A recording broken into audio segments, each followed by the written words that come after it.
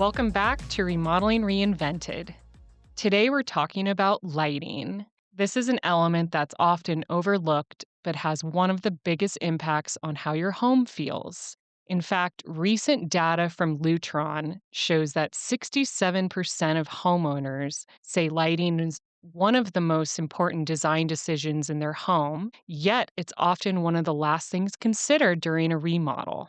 Today, we're joined by Martin Epstein from Tazz Lighting, who brings decades of experience designing lighting for both residential and commercial spaces, working alongside homeowners, designers, and architects to create environments that truly come to life. We hope you enjoy the episode.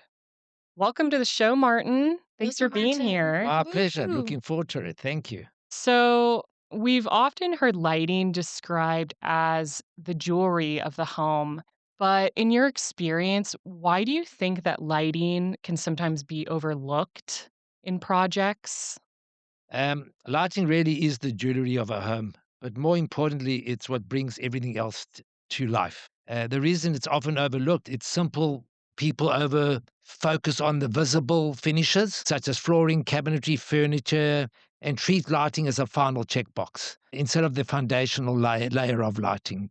But by the time they think about it, budget is tight and decisions are rushed. So that Mm. can be an issue for us, and it's an often reoccurring issue that we come across. So you see it Yeah. often. In my experience, the lighting really matters because it controls how space feels, not just how it looks. It affects mood, functionality, and even how colors and textures are perceived. So the biggest mistake people make is not that they ignore lighting completely, but it's not planned early enough. And when lighting is integrated from the beginning, that's when it truly becomes the jewelry that completes the home. Yeah.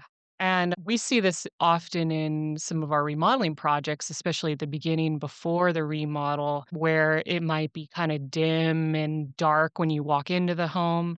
So, in your opinion, what do you think is the difference between a well lit home versus one that just feels a little bit off or just doesn't feel balanced enough? A home that feels right versus one that feels off usually comes down to how intentional everything is, especially lighting. A home that feels well done and balanced, that lighting is layered from the brightness levels, Okay. feels comfortable, and everything supports to how space actually is used. You Mhm. don't notice lighting, it just feels good. Okay. Mm. It's a feeling. Yeah. Yeah. And like you were mentioning earlier, you've worked in the lighting for both residential and commercial spaces. Are there things that homeowners tips they could get from restaurants or maybe hospitality spaces that they could learn or apply to their own homes? Absolutely. One thing that restaurants and hospitality gets right is layering the light correctly. They don't rely on just one source of light. They combine accent lighting, task lighting, and general lighting to create the depth and the mood. It also falls heavily on dimming. That's a big, big plus. Dimming. Mhm. Absolutely. The ability to adjust lighting, that creates the layering of lighting as well. Throughout the day, completely changes how a person feels, Mhm. and something most homes are missing. Yeah. Another big focal point is hospitality spaces also highlight what matters, not just create this general monotone lighting throughout the space. The table, bringing in accent lights, accentuating piece of artwork. So that's all really, really important. In Mhm. homes, everything is often lit the same as like a monotone effect. Right. Mhm. Actually, lighting quietly shapes almost everyone's day of their life, whether you notice it or not. At a basic level, it affects how we feel Yeah.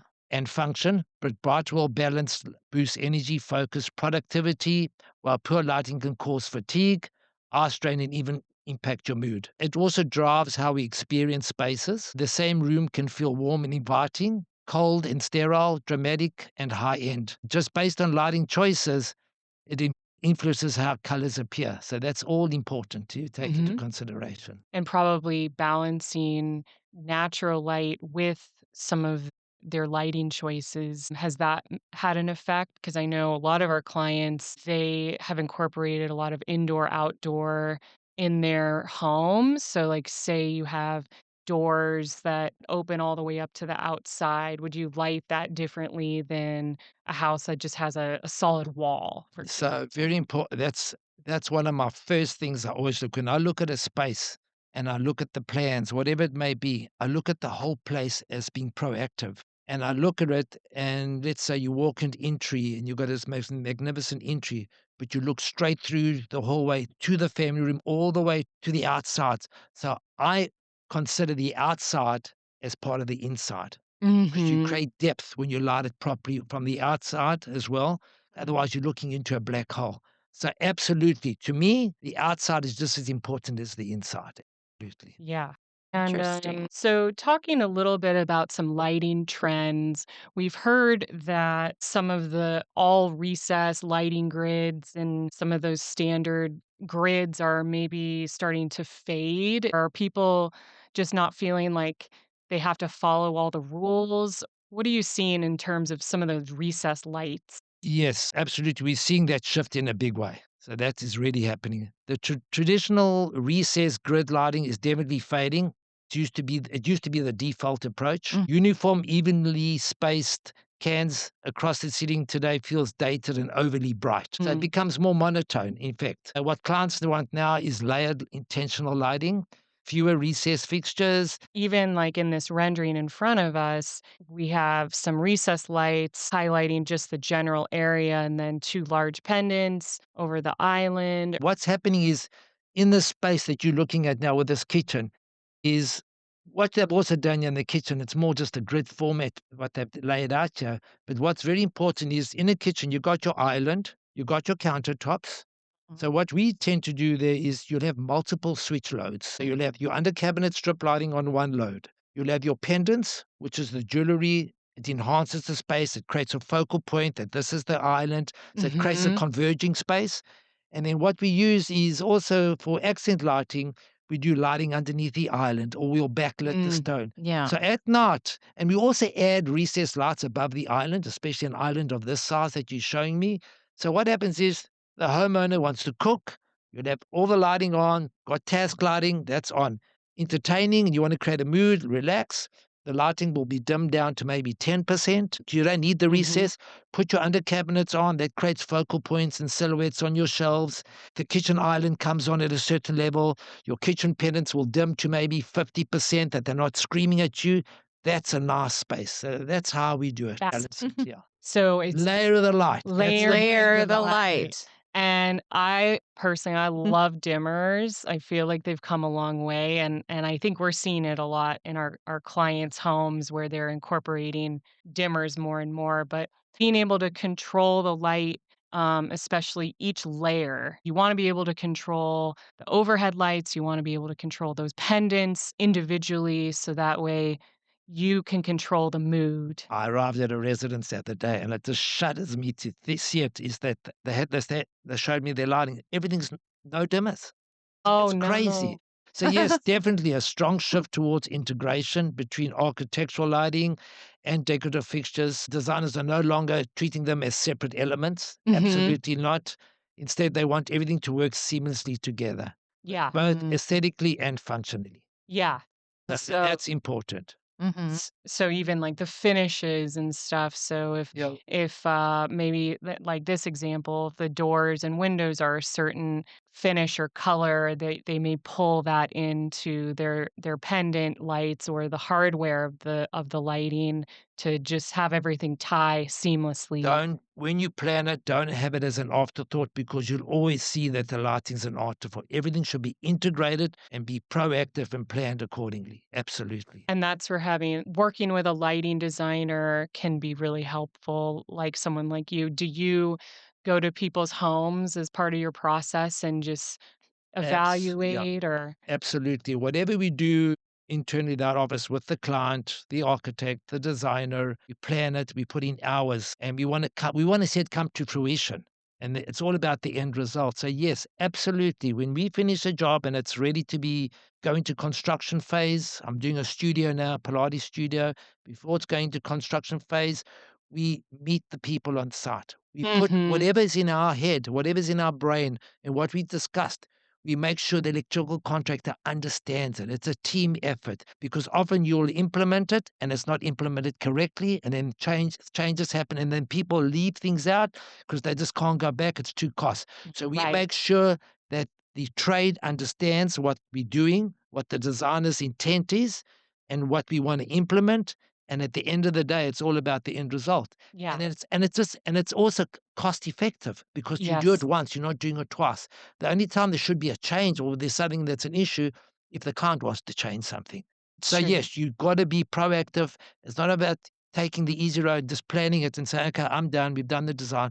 You've got to Yeah. make sure it's implemented because what you're thinking, what the trade person on the field's thinking is two different things. Right. Because say you're remodeling your house and it was an afterthought, and you're like, well, I bought these pendants, but then you don't have holes in the ceiling with J boxes above them. There's nowhere to connect the lights, Correct. and you're having to do that all Oh, after the yeah, and fact. especially with LED strip lightings used both as far as accent aesthetically, they're leaving the wrong wires, they're putting the wrong things in. That's Yeah. worth it. And having it be a team effort, I think Always a it, team it effort. it works the best, and Always a having an team effort electrical plan and knowing having all that set up beforehand, I think helps for a smoother process. for everyone. For everyone. Everyone. Yeah, and getting your lights ordered on time because And watching back orders, back and orders. that's absolutely. That's always tell the client, don't leave it till the last minute. Have it pre-planned, have it organized that when the electrician's ready to start, we are ready. Fixtures are ready, design is Right, ready. It's a go. We don't want to hold anyone up. right, and you could end up having to select a fixture that maybe you weren't really proud of, or you just got forced into something because you just didn't check if they were in stock, etcetera. And I'm sure you guys have experienced that in your Yeah, industry. That definitely. Correct. you spent hours, you spent the time, and now you have to compromise. Right. It's Yeah, compromise. Yeah, that's key. And I remember that Martin and I were talking because my background, I Mhm. used to work for illuminating interiors up on Miramar, and I remember things would go on back orders sometimes, and Ugh. there was someone who they'd call like weekly checking on their floor lamp or their chandelier, and it was Mhm. like, I don't have any news yet, and even those back order don't take dates. no for an answer. I've got very good connections in the industry as Yeah, far as the Uh-huh. manufacturers, and there is alternates, but normally yeah. Mhm. people are supportive. Well, good to Understand, know. yeah, Now we have a yeah. connection. Yeah. I fight for my clients, that's for sure.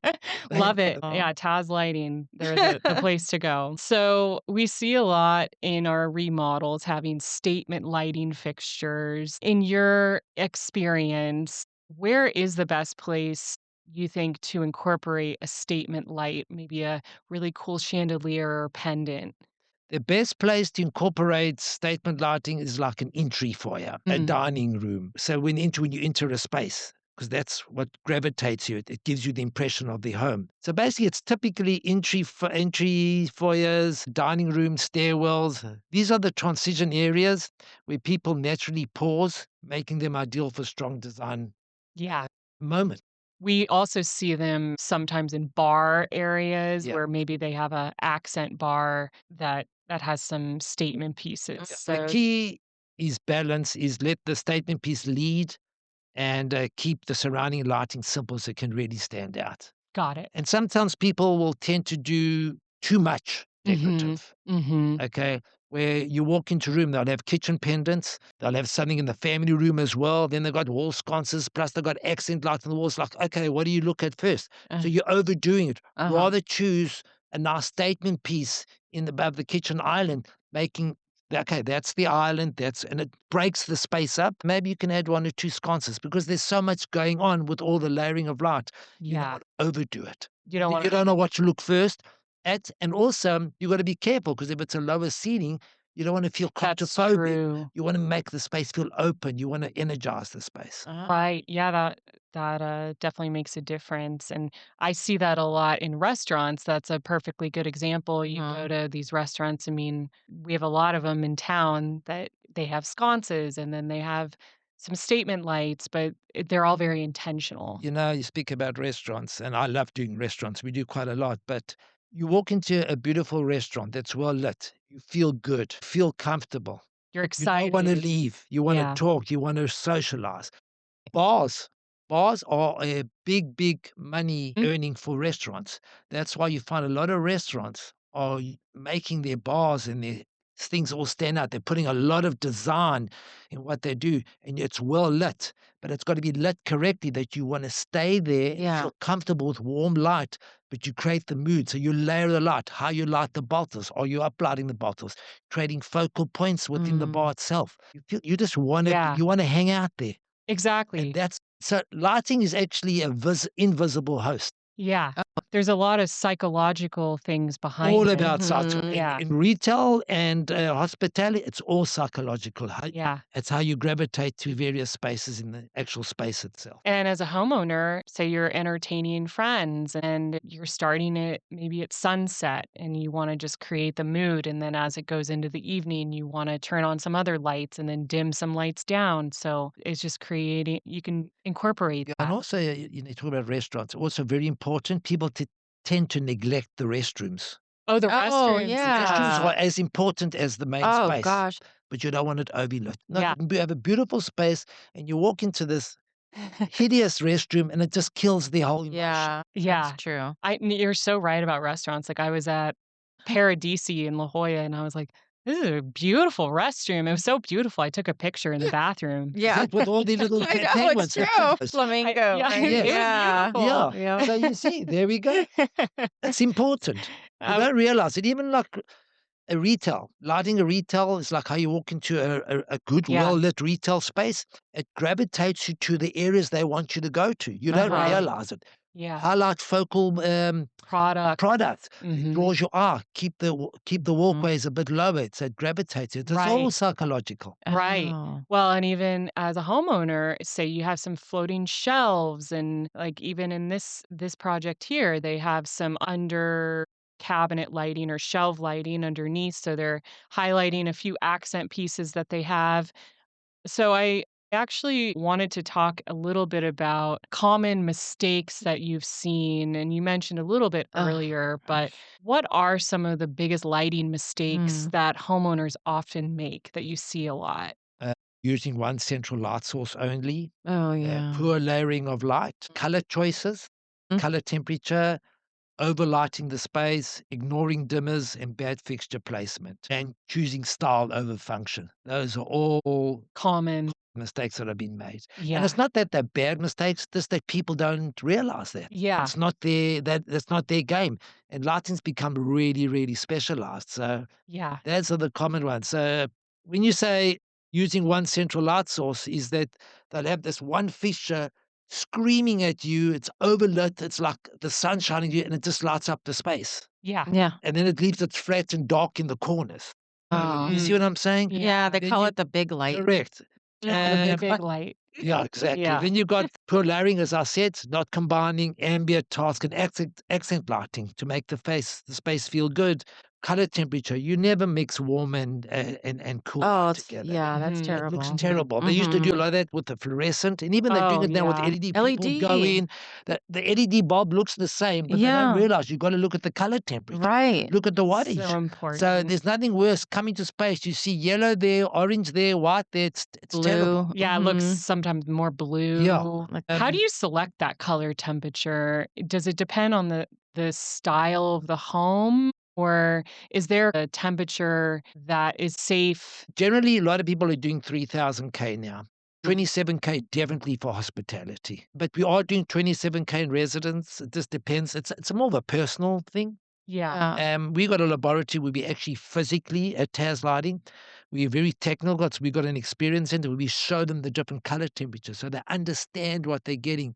But as far as spaces in a home, the more the bedrooms and the entertainment areas, I'd probably go for the lower color, warm color Yeah. temperatures, and more the task lighting areas and the bathrooms, I'll probably go to 3,000 K. Yeah. I don't recommend 35K. Anything Yeah. 3,000K and above is from 3 above is 35, 4 is more commercial. Yeah. Mhm. So the higher and K is Kelvin. Yeah, So the higher the the Kelvin, the color cooler it is. spectrum, yeah. and then the lower the Yeah. Oh. Kelvin, the warmer it And what's is. becoming now is more prevalent as well is a new technology called warm dim. So Mm, Mm. you choose your color temperature. Let's say your color temperature for the resin is 3000 K. okay. And then what warm does is as you dim it down, it will dim down to a warm dim. It'll start to go like really like sunset, and you can go Mm. as down as 1800 K. Oh, interesting. So it's max will sit at 3, but as you dim it, it's mimicking sunset to sunrise, would you say? Oh. So it'll go down to 1800 K, which is basically almost orange. Wow. Yeah, that's amazing. And I read a study that, and it was from Lutron, that about 60% of homeowners are already adjusting their lighting based on time of day or mood. So people are starting to think about this a little bit more maybe than they used to. What does that actually look like in a well designed home? Lighting becomes part of how you live in the space and not just how you see it. It's layered and flexible. So you can shift in a home from, say, bright functional lighting during the day to warm, relaxed scenes in the evening with a simple switch or automation. Okay. Automation's becoming big. You typically see multiple scenes built in, like entertaining, dining, relaxing, or winding down, where lights adjust intensity, color temperature, and focus. Lighting really supports your mood, Mm which is a big player, and wellness and daily rhythm without you having to think about it. So it's almost like circadian lighting. hmm. Mm hmm. And when you read about that in Lutron, they've brought out this new thing, which is Warmdom's more simpler, but the thing they brought out is called Catra lighting, Ketchup. which Okay. mimics from sunrise to sunset. So in a typical, which we've actually got that, we're a dealer for Catra. And what it actually does is it's all computerized through the Lutron and app, whatever. And you hit one button or you pick up a motion. You can do motion Mm sensors. hmm. So as you get out of bed, it will start off very warm. And I'm just going to give you a quick cycle of this typical Yeah. day in the life of waking up. Yeah. Walk us You through it. wake up, will pick you up, lights will come on at a very low, warm color temperature. As you go through the day, 10 o'clock, the lights will start to get brighter. And it follows the sun, actually. So Okay. it works on longitude and latitude. So it knows where you are in the world. And it knows exactly how to pick you up. And then basically it'll go through the cycle of sunrise all the way to sun. At the end of the day, it will start dimming down, start relaxing, enjoying yourself, open up a glass of wine, and Mm hmm. so that's what it does Wow. basically in a Wow. nutshell. Wow, I think that's amazing. And we talked a little bit about restaurants, how we see that a lot. So say I love a good happy hour, Mhm. Diana, you That's right, Caitlin, me go, too. sometimes it's there during the day and then you're like all of a sudden dinner's starting and the Mhm. night's going on and they're starting to turn on some lights and stuff. Maybe they're lighting some candles too. So I think homeowners can probably bring that same idea into their own space when they're entertaining guests. You're quite correct when you say happy hour and how the light. In fact, what we're doing now, which is a given, what your manager wants and what the ownership wants is two different things. So they actually do not do the lighting correct. So now Mhm. everything's automated. Mhm. When sunset starts setting in, we program the system that when sunset starts, the computer knows the lighting will start to change. The layering Oh. will start to change automatically. But a good programming will be that it changes without the purpose of without the actual people knowing that it's actually changing. It doesn't shift. When it shifts quickly, Yeah. it shifts that you don't even know. So it graduates into the sunset, and Yeah. it graduates, the bar starts to go brighter. Even when you want to go, when they want people to start leaving, we will program certain things at 10 or 11 o'clock at night. The lights will gradually start to go up so that people Oh. feel uncomfortable. So Time last call. Right. all restaurants you do automation, and it's actually code compliant for energy as well now, as far as Title 24. And then going Oh. back to the homeowner, homeowners can do the same thing as restaurants by actually laying the lighting and planning different moods in the space itself. In the morning, use bright and energizing light. During the day, we keep it clean and functional. And Mhm. then at the end of the day, we shift to the warm, low level lighting like table lamps. The dimming starts happening. Accent lights create comfort and relaxation. When people wanna unwind Yes, exactly. That's and great. start to relax and The think about the bedtime. key is control with the dimmers or the automated system. Layer of the Mhm. lighting, that's key. Yeah.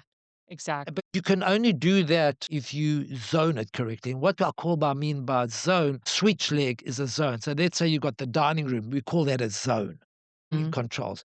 The wall sconce is another zone. And the recessed is another zone. So that's all wired separately. We can control it and tell it what to do at any time of the day.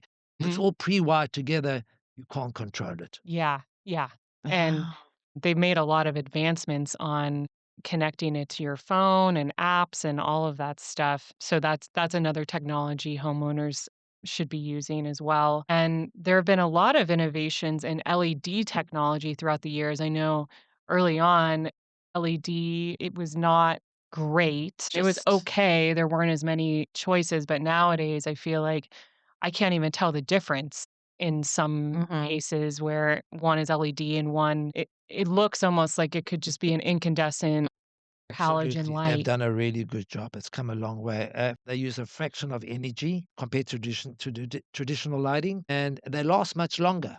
They last longer and Good you quality. Yeah, save, energy and money on your energy bills. absolutely.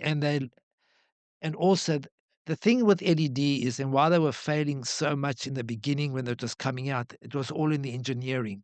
And LED doesn't emit heat, which is a diode. It's actually a diode. It's an electronic piece. And I feel like LED fixtures back in the day used to be quite a bit more expensive, but have the prices sort of evened out or adjusted since 10, Absolutely. 15 years ago? Absolutely. They've definitely come down. Yeah. I mean, these LED recessed, high profile cans they were selling for 700 bucks. Today, those same cans are selling at maybe $200. Today, you can get good quality fixtures, good value. It doesn't have to be a brand name. Yeah. There's a good quality stuff there, just that people don't realize it. You can pay a really good quality fixture for $80, $90 a recessed Yeah. downlight. Yeah. And we touched on this earlier. At what point should lighting be considered in a remodel during the process? Like, when would it be good if someone's working with, say, a company like Jackson Design and Remodeling or even a designer? At what point is it a good idea to bring in or maybe visit a showroom like Tazz Lighting to talk to an expert like you guys? First off the bat, beginning of a remodel. Hmm. Right at the beginning stage, during the design, the Mhm. pre-construction phase, that's important, alongside the layout when they're doing the electrical. That's when it should really be all discussed. The reason is simple lighting affects everything. There's no doubt about it. It complements the interior designer's intent or the architectural details.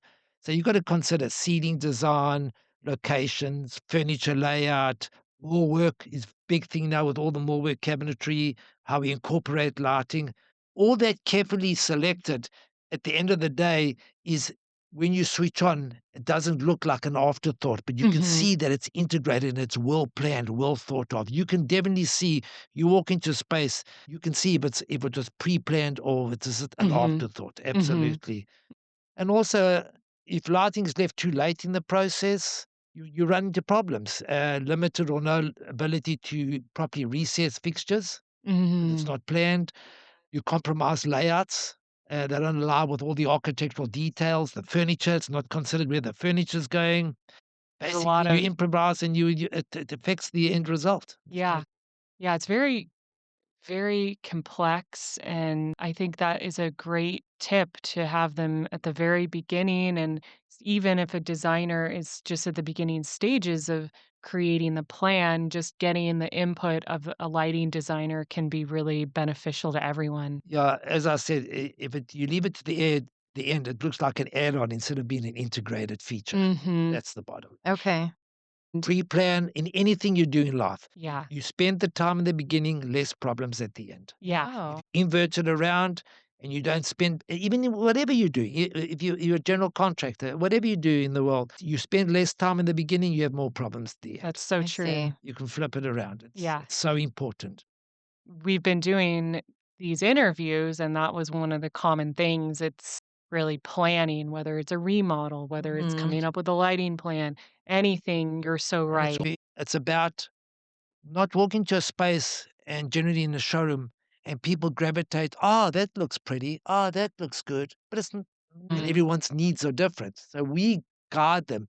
So that's why in our space, you walk in, you won't see hundreds of fixtures hanging. Yeah. No, I mean to see the technical information, what's available out there in the industry. Yeah. Understand what you're buying, understand what you're getting, understand what it's going to look like in your house. Trimless, non trimless, square, round, all these things. So we educate the client and then they make the right decisions based on that. And then we start the design. The design team does it very similarly, design and architecture at Jackson Design. It's really how are you living your life? And the same thing goes with lighting.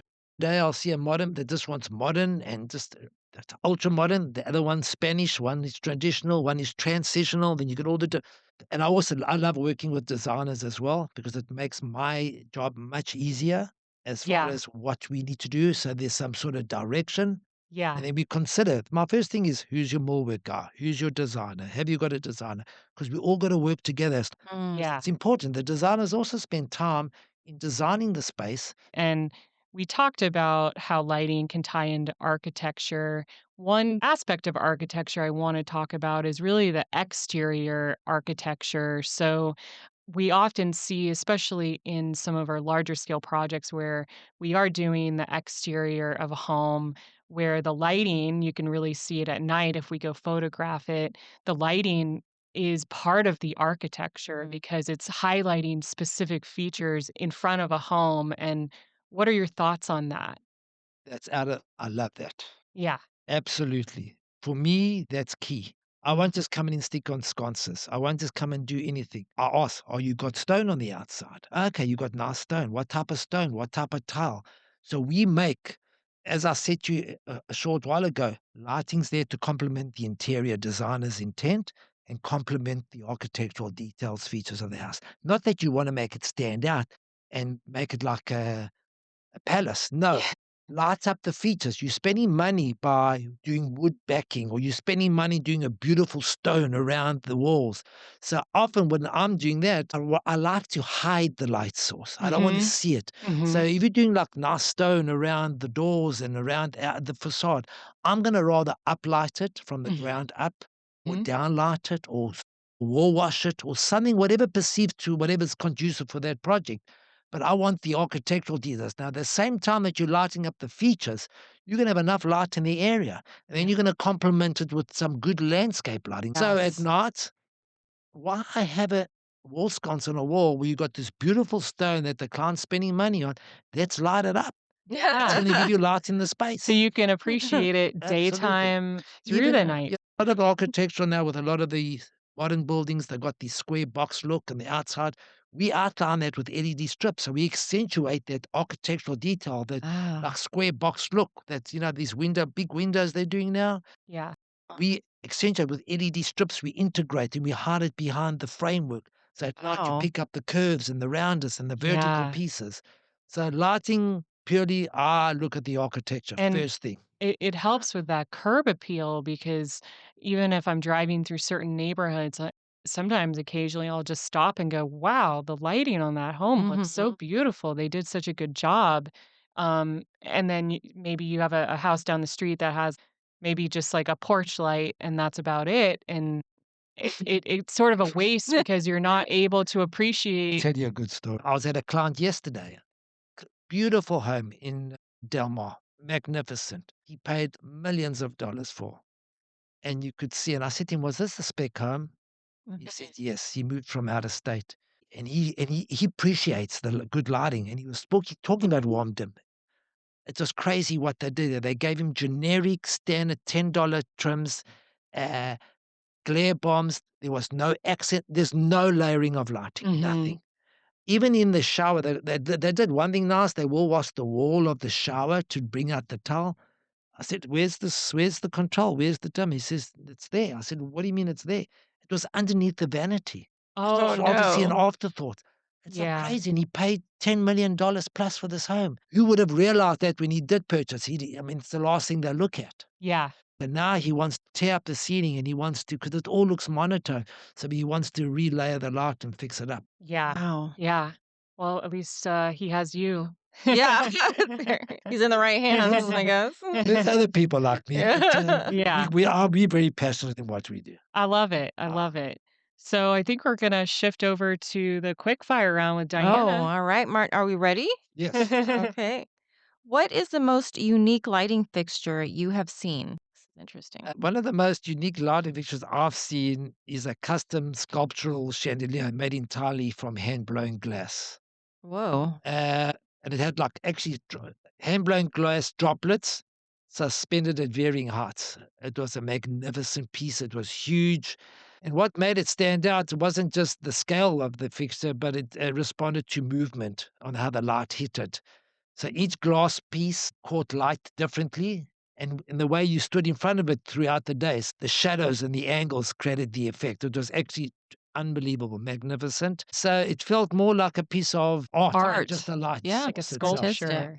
Was Where is where that in was San that Diego? one? Yeah, where No, is it was that? actually, well, I've done a lot of it in San Diego. This one was Oh. actually particularly up in Los Angeles. Mm, It was Oh. beautiful. The ceiling height of that, it was actually the entry foyer. It must have been 18 feet tall. Whoa. Was true, but it was magnificent, and it went to a spiral, and it went all the way down the staircase because it was also spiraling, so it Oh. was 3 levels. Oh my wow. gosh. Wow. So, but you have done some in San Diego like that? So it was Similar? yeah, so we work obviously, most of our work, a lot of it is in San Diego County. Most of our work is San Diego to Los Angeles. We do a lot of work in Los Angeles too, San Francisco.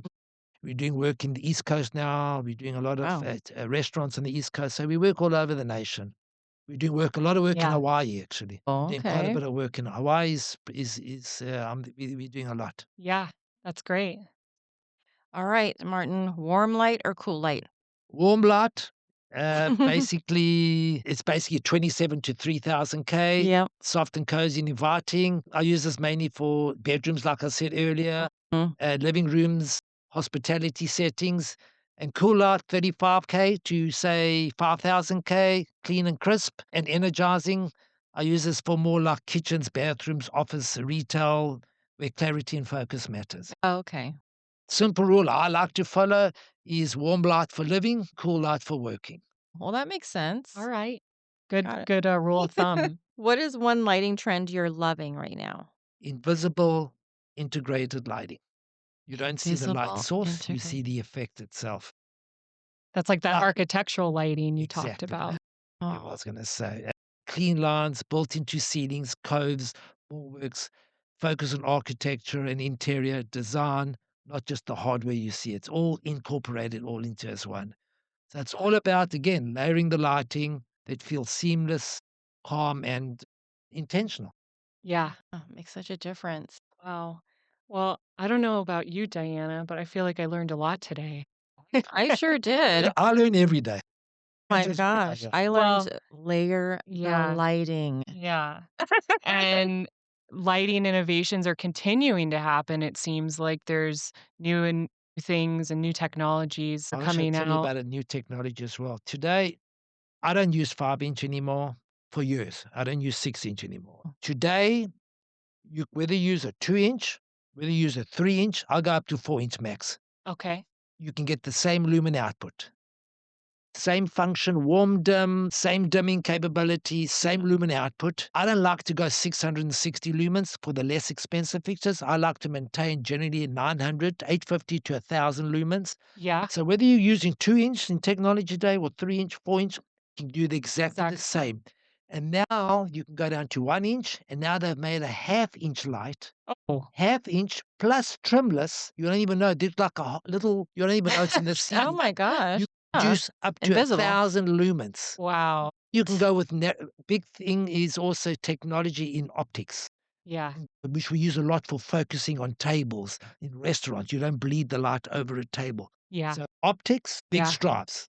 Lumen output on smaller fixtures, big strides. It's all Yeah. there. Yeah. And in fact, what we like to do, this particular manufacturers, that I don't like to change when you look up in the ceiling, the trim, or whether it's round, whether it's square, whether it's trimless. I want it to look all the same. So we like to maintain one manufacturer because some roofs are 8-foot lid, some areas will be 10-foot lid, and the double volume areas can go up to 12, 18-foot lid.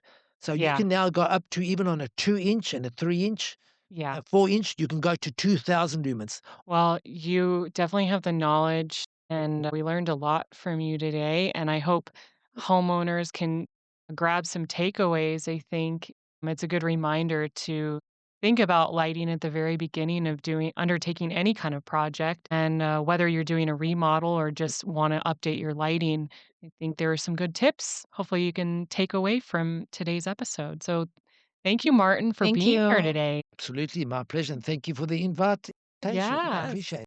And that's a wrap on today's episode. If you're considering a remodel, lighting is one of the most impactful decisions you can make, and it starts with thoughtful planning. Thanks for listening to Remodeling Reinvented, and we can't wait to talk to you soon.